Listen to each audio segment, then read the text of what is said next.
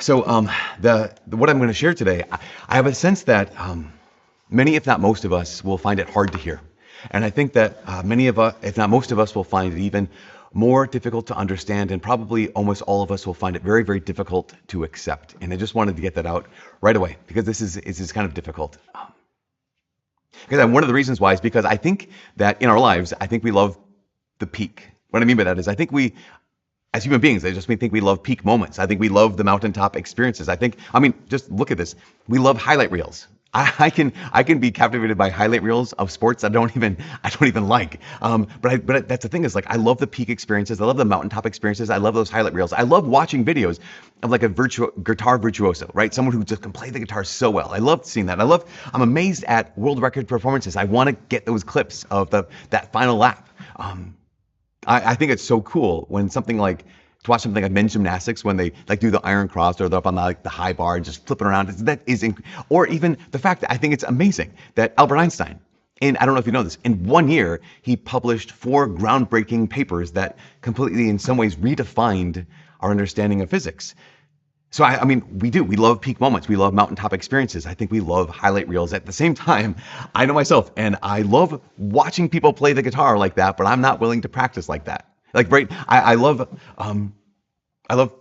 seeing the people in their world record experience moments, but I'm not willing to train like that. And I love reading about people like Albert Einstein, who make such a huge impact.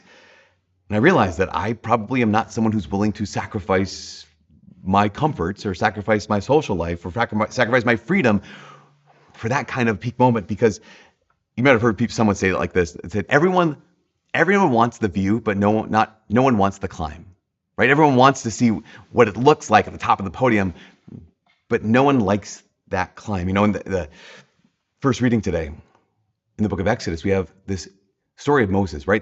Talking about mountaintop experience. Here's Moses on Mount Horeb, and he experiences God himself, the very presence of God in the burning bush. And in that burning bush, God reveals himself. He reveals his name to Moses and sets him on this whole new path.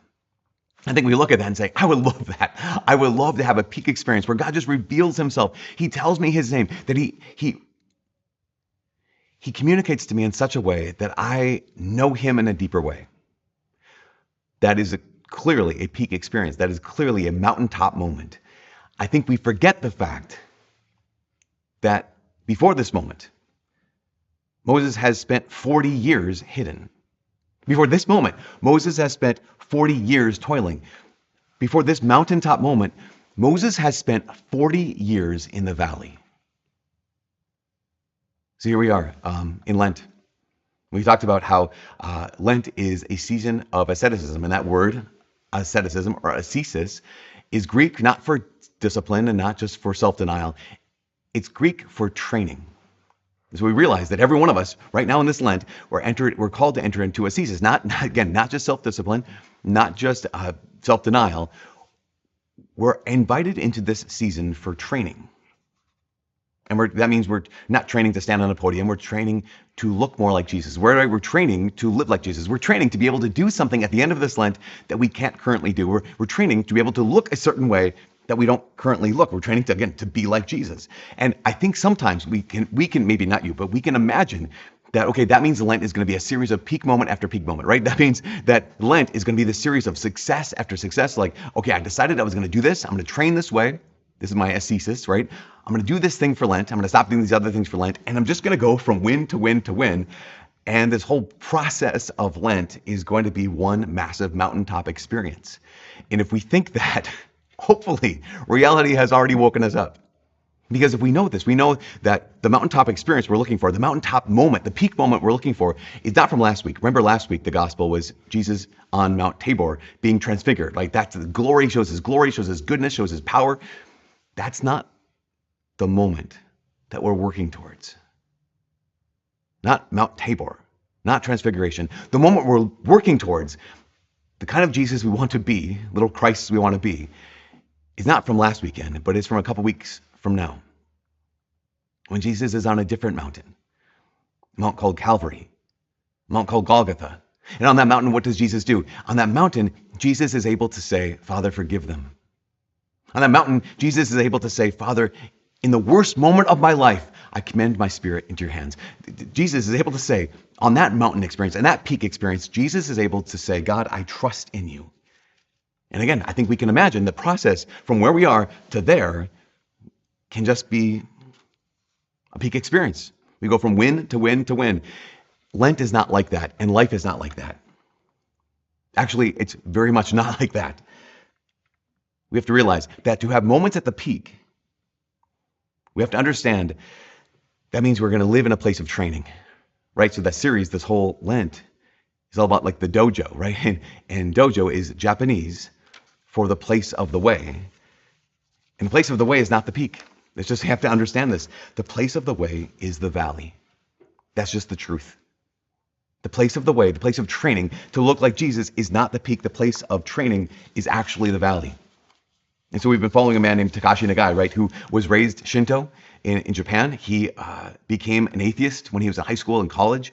Ultimately, he became a Catholic, but it's fascinating because if you read the book, A Song for Nagasaki, you can see the valley that was written in Japan that led to Takashi Nagai and his faith.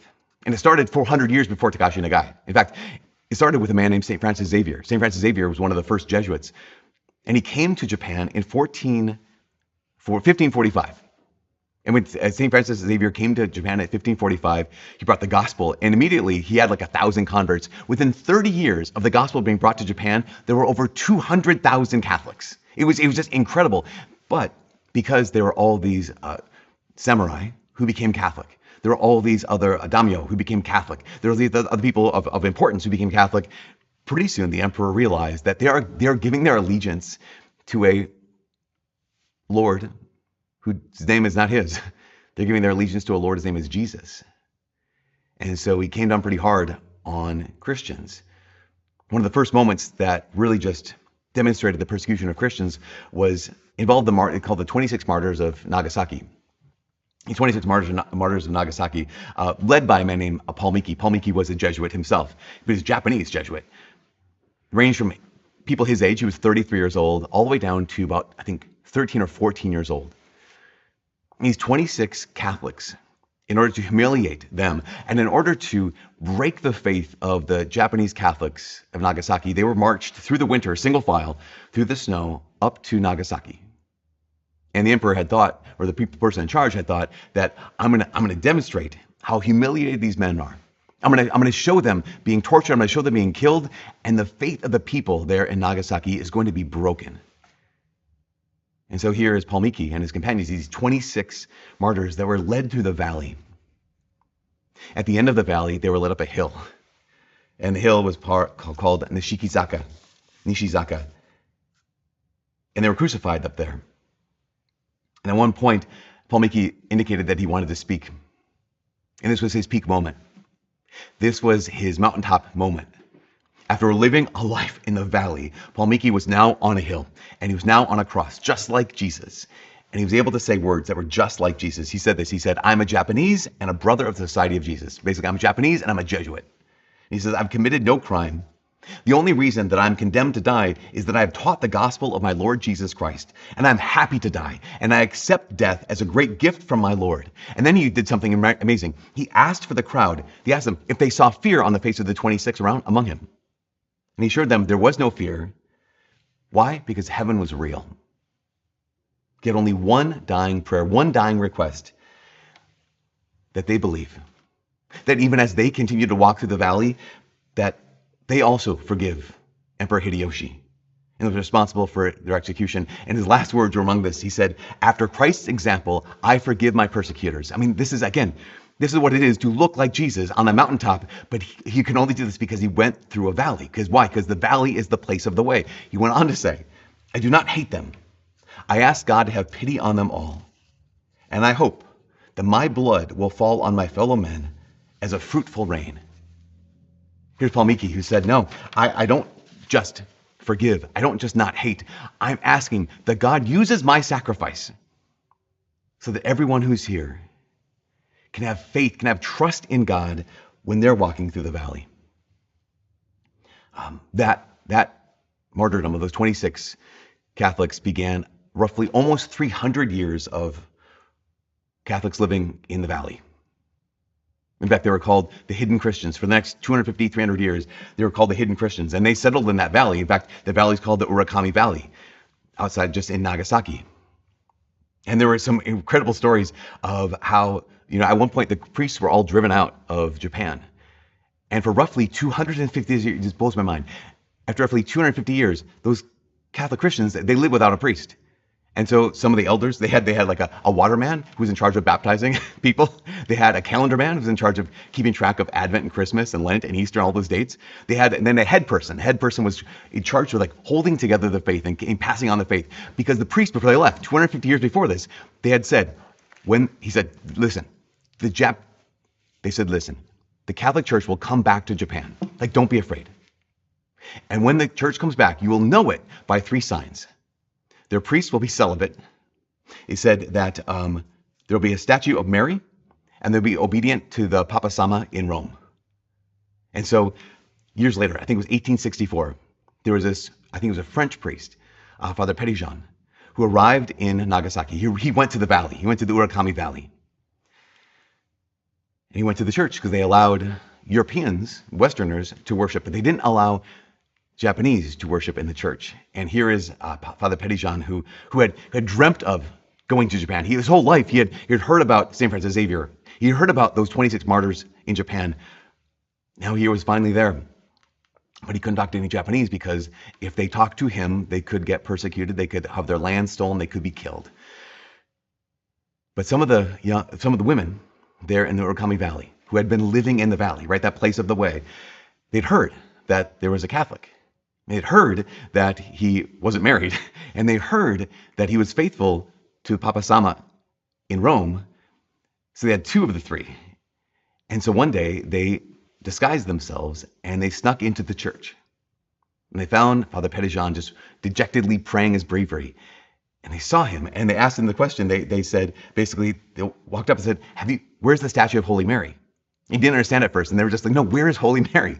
And he understood. He's like, oh yeah, right over here.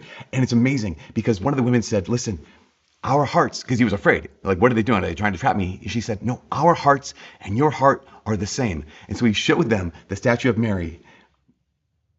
And when they saw her, these women just cried out, yes, that's her. That's her. And look, it's her. And in her arms is the child Jesus.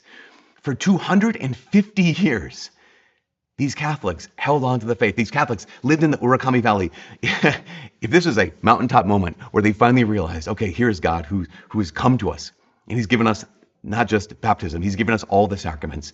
It's only because they had spent so much time in the valley.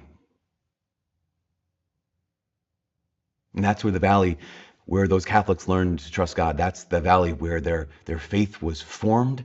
That's the valley where their faith was forged. Just like St. Paul said to the Corinthians in the second reading today. He's like, listen, he said, your ancestors, they all passed through what? They all passed through the fire. They all passed through the cloud. They all passed through the sea. They all passed through these low places.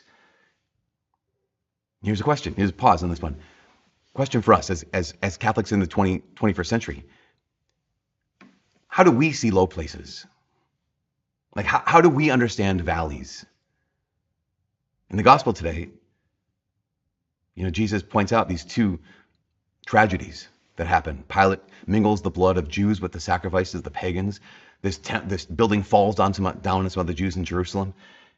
The question is, Jesus says, do you think that happened because they're bad? Do you think that happened because God's punishing them? Do you think that's happened because they deserved it? Do you think it's happening because it's just an accident? Question, how do we live in the valley?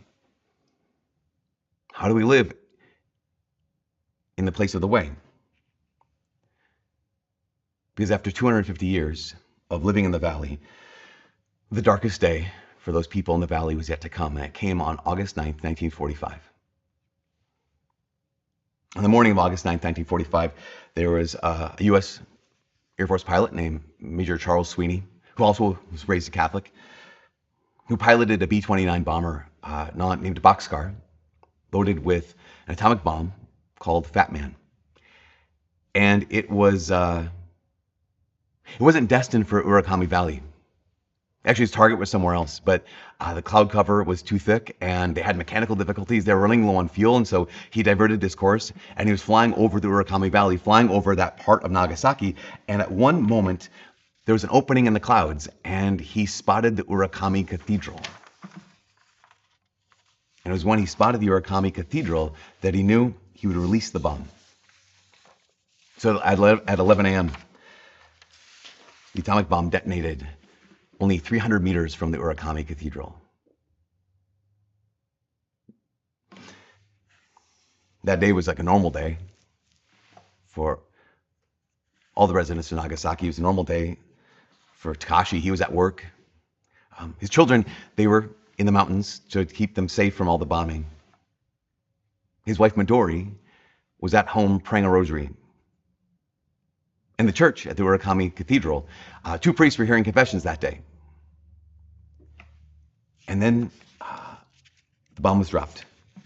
There's an account from the book A Song for Nagasaki that talks about it. It says the plutonium-239 bomb exploded in Nagasaki with the equivalent force of 22,000 tons of conventional explosives. Not counting the radiation, which was lethal, its intense heat, which reached several million degrees at its epicenter. The whole mass of the huge bomb ionized and a fireball created, making the air around it luminous, emitting ultraviolet and infrared rays and blistering roof tiles further than half a mile from the epicenter. Exposed human skin was scorched up to 2.5 miles away.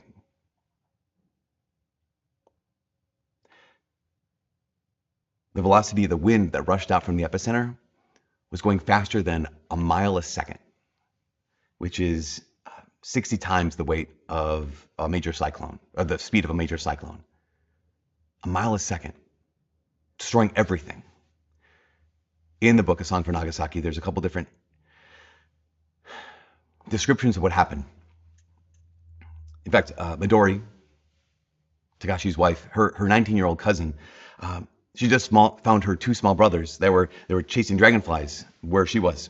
She told them their mother wanted them, and they heard the plane coming, so they ran to go into a bomb shelter. And as they entered, the bomb went off, and it says this, they were picked up and hurled to the far wall, and she blacked out. Coming to, she heard the two children whimpering at her feet and wondered why it was so dark. As the little light began to penetrate the gloom, she was paralyzed with terror. Two hideous monsters had appeared at the shelter's entrance, making croaking noises and trying to crawl in. As the darkness lifted a little, she saw that they were human beings who had been outside when the bomb exploded. In less than seconds, they had been skinned alive, half a mile from the epicenter. She saw that their raw bodies had been picked up and smashed into the side of the shelter. She went outside. She could hardly see anything. She stood there, her eyes involuntarily drinking in this hideous details. There were 4 children playing in a sandbox, and the skin of their hands had been torn away at the wrists and hung from their fingernails like inside-out gloves. She was losing her mind, she felt. She went back into the shelter, and they just kept crying out. She kept hearing the words, Mizu, Mizu, which means water. There's a 10-year-old girl, Michiko, and she found herself after the bomb pinned by rubble. And she cried and cried and cried. And someone came, she didn't know who it was. Someone came and got her free. And outside, she saw the evil-looking clouds coming in. And it goes on to say, she became conscious of a tiny voice becoming hysterical. And it was her 2-year-old sister trapped under a crossbeam. She turned for help, and she saw it dashing toward them, a naked woman. Her body greasy, purple like an eggplant, with her hair reddish brown and frizzled. And she realized, oh my gosh, it's my mom. This naked woman, her clothes burned off, her body almost destroyed, was her own mom. And she said all she could do, speechless, she pointed to her little sister. And the mom looked wildly at the fires that had already started, dived into the rubble, put her shoulder under the beam and heaved. The 2-year-old was free, and the mom, hugging her to her breast, collapsed to the ground. There was no skin left on her shoulder that she had put under the beam, just raw, bleeding meat. Then her father appeared, badly burnt too, and she watched in dumb helplessness as her mom, his wife, groaned and struggled to rise. Then all of her strength ebbed away, and she collapsed, dead. You know, it's interesting. Major Sweeney, after the fact, the pilot, he said that dropping the bomb was necessary. He said that while it was horrible, it saved millions of lives and put an end to the war. And he claimed, and other people claimed, that there was no other way. They claimed that every other option would have been more deadly. It would have been deadlier to not drop the bomb. If you ask the question, what was this? What was this valley? Like the gospel, was it God's punishment? Was it random? Was it an accident? The question comes back to us is, how do we see this valley, the Urakami Valley? How do we see any valley? How could this valley possibly be the place of the way? Here's Takashi when he was in the hospital when this bomb had gone off, and so he was relatively protected, but he was very badly injured, and he spent days and nights tending to the wounded, saving lives. Again, his 2 children were safe, but his wife Midori, he found her body days later, charred, burnt almost to ash, but he saw her clutching her rosary, and he took consolation in the fact that she died praying to Our Lady. Now, up to this point, Takashi already had leukemia. And after the bomb went off and after he exerted himself, he became even more sick. He almost died, in fact. He had a miraculous recovery.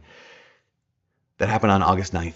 On November 23rd of that same year, there was an outdoor mass outside of the rubble of Urakami Cathedral. And Takashi was asked to speak. He was asked to try to make sense of all of this and try to speak words that would encourage the people of Nagasaki, the Catholics of Nagasaki.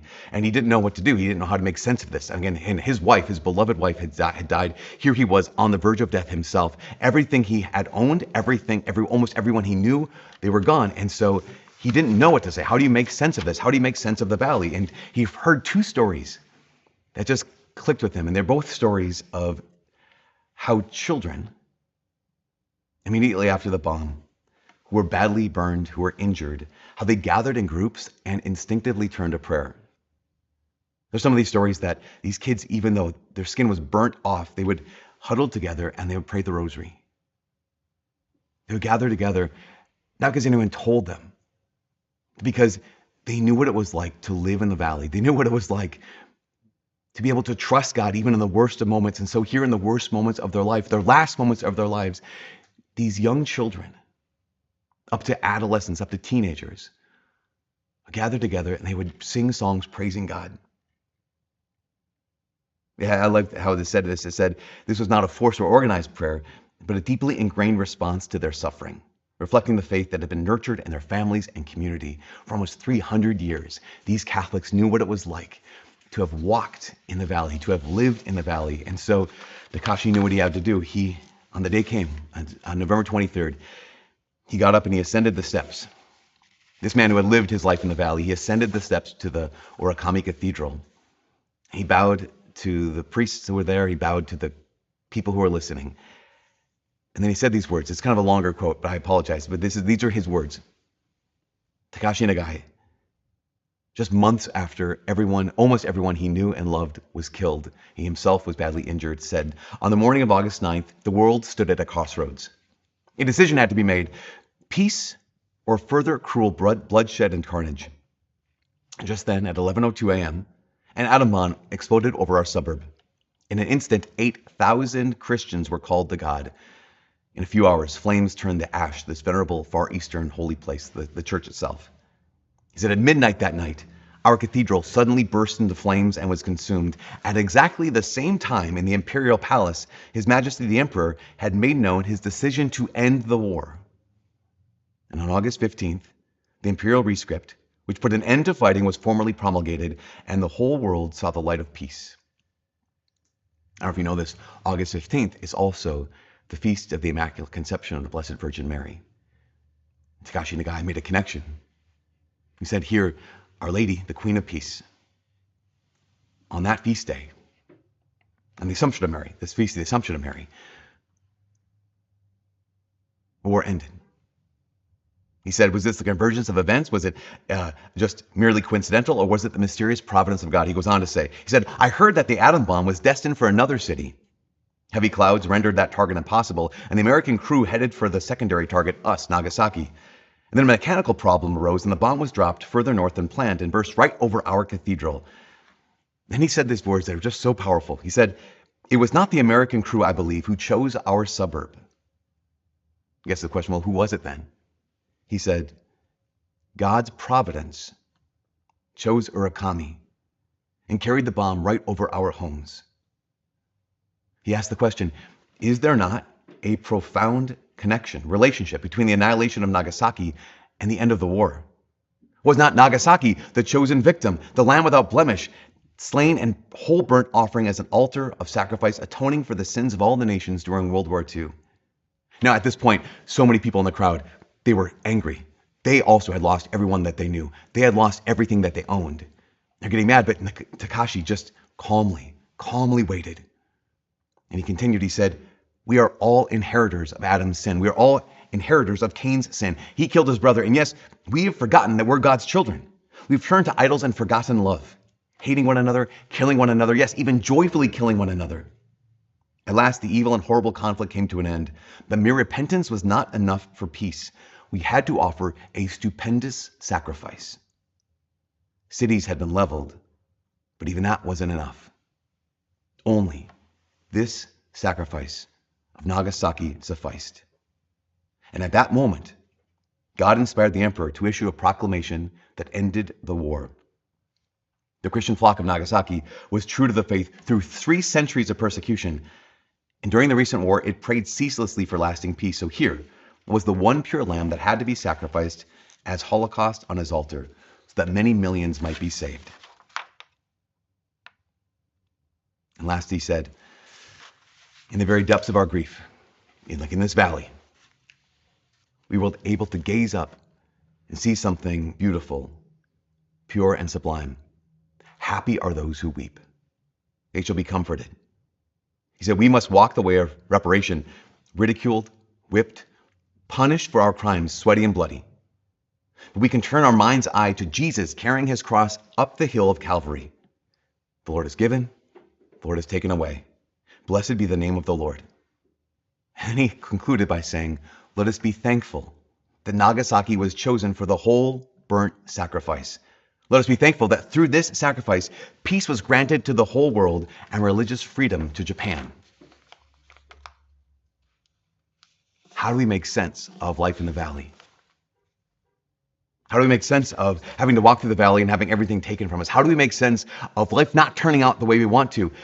Takashi said, we're hensai. Hensai is the Japanese word for whole burnt offering. Basically, here is Takashi who said, we got to participate. This is not an accident. This is not God's punishment. We didn't deserve this.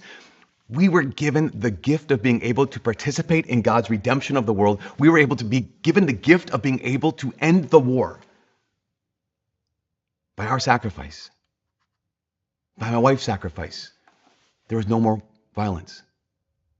By my neighbor's sacrifice, there was no more violence. No, I wonder, we realize this is so difficult to accept. I wonder if Major Sweeney was right. Major Sweeney said dropping the bomb was necessary. Takashi Nagai also said dropping the bomb was necessary. Again, in a way, both were right. That Nagasaki was offered as a sacrifice necessary to end the war.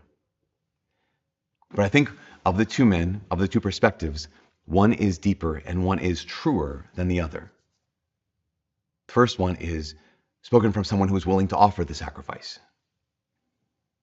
The other, from Takashi, is spoken by someone who's willing to be the sacrifice.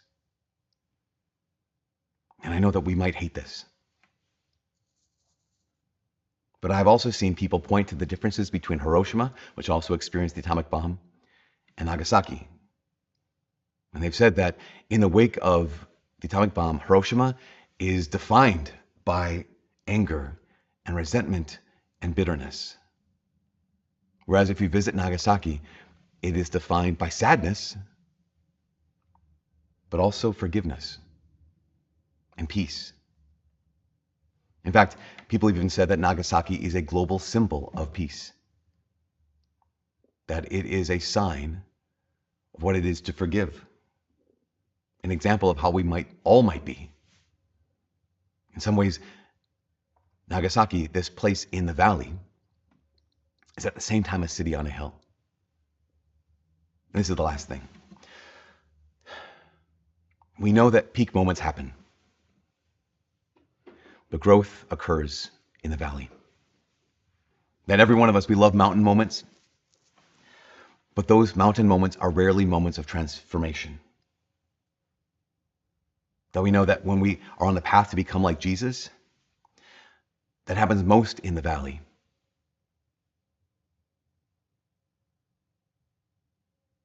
As you might have heard, there is no crown without the cross. There is no resurrection without Calvary. And for every one of us, there can be no way that we live like Jesus, look like Jesus, and love like Jesus unless we pass through the place of the way. And the place of the way is the valley.